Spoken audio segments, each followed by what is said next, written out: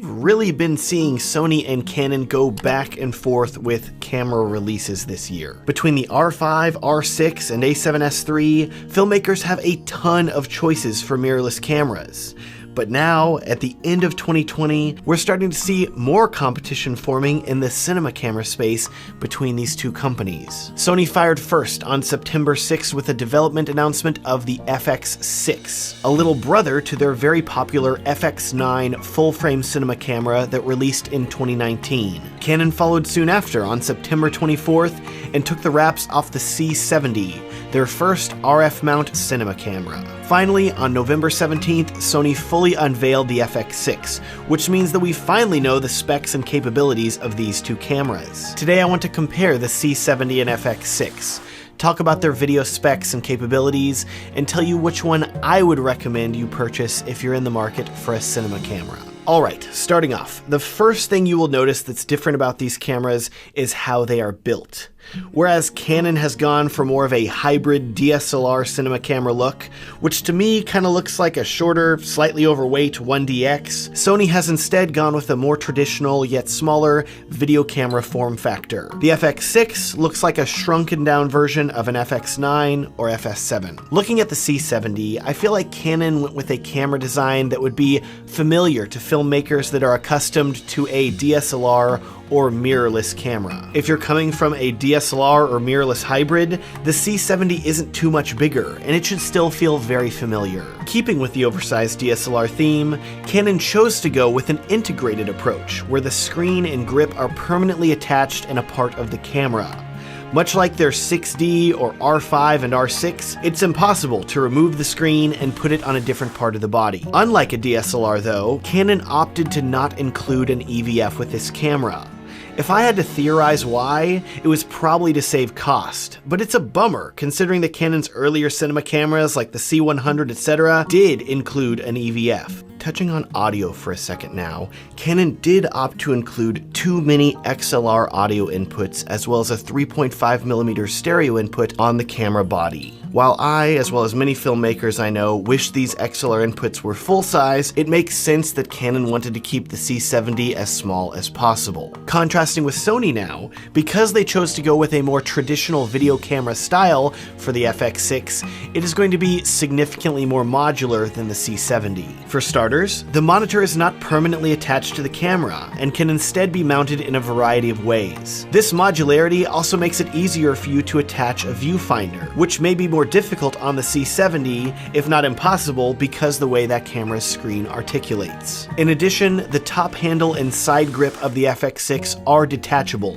which can make the camera much smaller, unlike the C70 with its integrated side handle that cannot be removed. This modularity does come at a price though, because perplexingly, Sony opted to only include XLR audio inputs on the camera's top handle, meaning that if you remove the handle to make your setup smaller, the camera no longer has audio inputs and is limited to a small internal microphone. This is definitely an oversight and something to keep in mind if you want to record something like a walk and talk interview where the FX6 is mounted to a gimbal while recording high quality audio. In that case, you would need to use an external audio recorder. Moving internally, let's talk sensors. The C70 has a super 35mm size camera sensor, which is roughly the same size as an APS-C sized crop sensor on a DSLR or mirrorless camera. Canon has said that this is the exact same sensor that is in the significantly more expensive C300 Mark III. Not bad considering that camera costs $11,000. In front of the sensor you have Canon's new RF lens mount, which,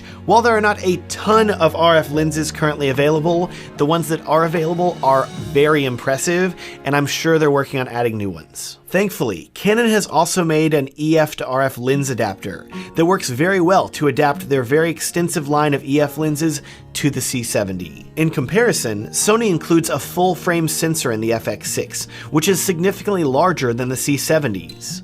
In addition, I've been told by Sony that this sensor is roughly equivalent to the sensor that is included in the A7S III, meaning that it is a low light champ, and I would expect it to beat the C70 in a high ISO test. The FX6 sensor has Sony's E-mount in front of it, which means you have a wide variety of lenses to choose from, including lenses like their new FEC 16-35mm cinema lens. From a pure sensor size perspective, I have to give the win to Sony. But this is where things start to get really interesting. See, while the C70 has a super 35mm sensor, Canon has also created a lens adapter for this camera, the Canon mount adapter EF EOS R 0.71X. Don't let the boring name fool you, because this lens adapter is actually super cool. With it, you can take your EF mount full frame lenses, adapt them to the C70, gain an extra stop of light, and in the process, it will increase the field of view of these lenses,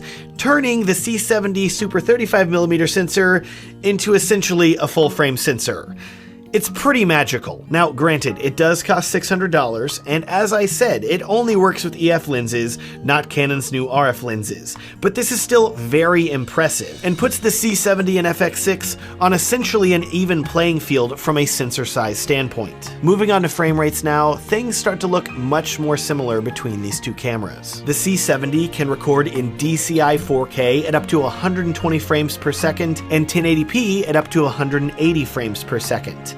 And it can record all of these frame rates in 422 10-bit. The FX6 does slightly worse than the C70 in that it can only record DCI 4K at up to 60 frames per second, but it can record UHD 4K at up to 120 frames per second. As an added bonus though, the FX6 can also record in 1080p at up to 240 frames per second. Not a bad upgrade if you like super slow motion. Of course, all of these frame rates are in 422 10-bit as well. You should also be aware that just like with the Sony A7S III, the FX6 requires you to use CF Express Type A memory cards if you want to record 4K all-I at 120 frames per second and 1080p all-I at 240 frames per second. The C70, on the other hand, is capable of recording all frame rates and bit rates to SD cards, so no need to worry about another memory card. Looking at external recording now, here is another area of difference between these two cameras. Whereas the C70 is incapable of any sort of internal or external RAW video,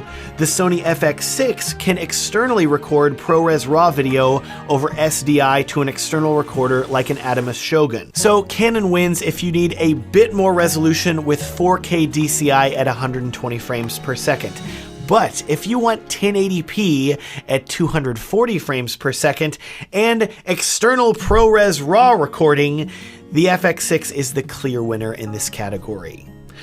You want to talk about autofocus? Let's talk about autofocus. For a long time, Canon has led the pack with its legendary dual pixel autofocus system. And I have good news. The C70 includes dual pixel autofocus as well, so you can expect stellar autofocus performance with this camera. That said though, you should be aware, while the C70 will do face and head tracking, it does not support eye detect autofocus. So if you've been using the R5 and loving the eye detect AF, unfortunately, that isn't included with the C70. And as far as I'm aware, there's no animal eye detect autofocus either. Sorry, Philip Bloom. Meanwhile, in Sony land, they have essentially taken the stellar autofocus system from the A7S III and put it in the FX6, meaning you have face and eye detection, a little bonus over the C70. Autofocus is an area where Sony have been making great strides in the past few years, and at this point, I think Sony and Canon are pretty dang close in terms of autofocus performance. So both of these cameras are great for autofocus, Matt? Great, glad they're even and we don't have to talk about this anymore and can move on. Well, hold on for just a second, because this is where things start to get a little complicated for Canon. As I said, the C70 has phenomenal autofocus, but that comes with a big caveat that you need to be aware of if you're using it with Canon's 0.71x lens adapter to make it a full-frame camera. See, while that adapter will essentially make the C70 a full-frame camera, it is only capable of increasing the size of the image that is being recorded. It is not capable of increasing the amount amount of autofocus points that are available on the camera sensor. What this means is that while you may be recording a big, beautiful full-frame image, autofocus is only going to be working in a much smaller, super 35mm sized section at the center of the image. Specifically, in an interview with a Canon rep that I will link to down in the video description, Pro AV TV was told that by using the 0.71x lens adapter, you will only have autofocus points covering the middle 60% of the image. Unlike the FX6, which has autofocus points across the entire sensor, the C70 with the adapter will really only have autofocus points in the center of the image. So, if you are wanting a full-frame cinema camera with amazing autofocus, I really have to recommend that you choose the FX6. Talking about colors here for a second, everybody loves Canon colors, right? They're pretty much universally praised. And the good news is that with the C70, they're pairing these great colors with a wider dynamic range because this camera includes C-Log 2 and C-Log 3. On the other hand, you have Sony, which has always been praised for its high dynamic range, but not always for its colors. The good news is that the FX6 has Sony's new S Cinetone picture profile, which straight out of camera looks gorgeous and still gives you a wide dynamic range. Of course, if you want even more dynamic range though, you can choose to shoot in S-Log 3 on the FX6 as well. So that said, I wouldn't necessarily let colors or dynamic range dictate which one of these cameras you want to buy. Both should be impressive in that regard. Almost to the end, let's talk about one more big thing. ND filters. One of the main reasons that filmmakers invest in a cinema camera over a mirrorless is the added inclusion of ND filters, which makes shooting low f-stops even in the very bright sun easy. Impressively, even with its relatively small width, Canon has still managed to cram ND filters inside, which provide up to 10 stops of light reduction. In contrast though, with Sony, and if you've used any of their other cinema cameras, you know where this is going, the FX6 has what is known as an electronic variable ND filter, meaning that instead of multiple levels of glass that slide into place to provide different levels of darkening like the C70, the FX6 has one piece of glass that can dynamically change how dark it is, down to 7 stops of light reduction. This lets the FX6 do some really cool stuff, like automatically adjusting the level of ND filtration so your footage stays properly exposed without adjusting your shutter speed or aperture. Once you try it, you won't want to go back to a traditional ND filter. So, while the C70 wins in pure light reduction performance with 10 stops versus 7 stops on the FX6, the electronic ND of the FX6 is arguably more compelling of a feature. Wrapping up, those are the major differences between these two cameras. Otherwise, they're pretty similar, with both capable of using larger batteries for enhanced battery life, both recording an unlimited amount of time, and both being covered by a zillion buttons. All this means is that the last thing that we really need to talk about is price. At $5,500, the C70 is more affordable than the FX6, which comes in at $6,000. But hold on a second, because if you want to make the C70 full frame, you need to buy the 0.71x adapter, which is going to set you back $600, thus making the C70 $100 more than the FX6. So if I was you, and I was trying to determine which one of these two cameras to buy, I think the first thing you need to ask yourself is, how invested are you in the Canon ecosystem? Do you already own a lot of Canon lenses? Are you comfortable shooting with Canon cameras? Do you love Canon colors? In that case, it's a no-brainer. I would gladly choose the C70 because it looks like a fantastic camera that's going to serve you very well. But if you are not heavily invested in Canon, or if you are considering jumping ship to Sony, and you want a camera that's going to give you a more modular and traditional cinema camera design, if you want more frame rate options, if you want raw external recording, if you want stellar autofocus performance across an entire full-frame sensor, and if you want one of the coolest ND filters available in any camera today, in that case, the FX6 is the obvious choice, and the one that I would wholeheartedly recommend. With that, thank you so much for watching this video comparison between the C70 and FX6. If you want to see more video comparisons in the future, please consider liking this video and subscribing. Also, do you happen to be a wedding filmmaker like me?